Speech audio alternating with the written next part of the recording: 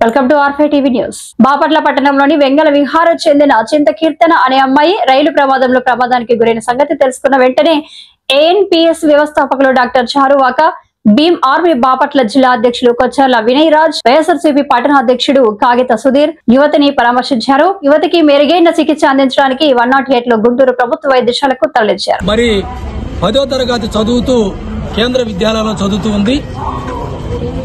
అక్కడ ప్రిన్సిపాల్ గారు పదే చదువు రావట్లేదని గాని రకరకాల కారణంతో ఎరాష్ చేస్తుందని గత 2-3 రోజుల నుంచి స్కూల్కి వెళ్లకుండా ఇంటి దగ్గర ఉంటే ఇంట్లో ఉన్నటువంటి పేరెంట్స్ మరి అక్కడ స్కూల్ నుంచి ఫోన్ చేస్తుంది ప్రిన్సిపాల్ మేడం గారు, నువ్వు వెళ్ళాలమ్మా అంటే ఈ అమ్మాయి ఏమందంటే నన్ను రోజు పొద్దులు తిడతా ఎరాష్ చేస్తా ఉంది, నేను పోను స్కూల్కి అని చెప్పి మాట్లాడింది. దాంతో తల్లిదండ్రులు గట్టిగా వెళ్లాలని మందలించడంతో ఈ రోజు ఆ అమ్మాయి సూసైడ్ చేసుకోవడానికి ప్రయత్నించింది. ట్రైన్లో నుంచి రైలు కింద కాళ్ళు పెట్టడం 2 కాళ్ళు కూడా కట్ అయిపోయినాయి.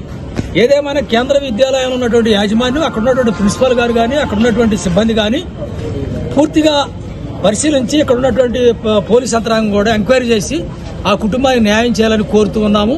ఎందుకంటే షెడ్యూల్ క్యాస్ట్ సంబంధించినటువంటి పేద విద్యార్థుల్ని అక్కడితో ఫ్రీ ఎడ్యుకేషన్ అన్నట్టుగా కేంద్ర విద్యాలయాలు చదివిస్తూ ఉంటారు. అది కేంద్ర గవర్నమెంట్ కు సంబంధించినటువంటి స్కూలు. మరి అందులో ప్రిన్సిపాల్ గారు కావాలని అరెస్ట్ చేయడం వల్ల విద్యార్థుల మీద ఒత్తిడి పెరుగుతూ ఉంది. ఒత్తిడి పెరగడంతో పాటు ఇవాళ ఈ రకంగా దారుణం జరిగింది కాబట్టి తక్షణమే వాళ్ళ మీద చర్యలు తీసుకొని రేపు కలెక్టర్ గారిని కూడా కలిసి మేము పూర్తి సమాచారాన్ని తీసుకుని కలెక్టర్ గారికి కూడా రిప్రజెంటేషన్ చేసి ఆ కుటుంబానికి అండగా నిలబడతాం.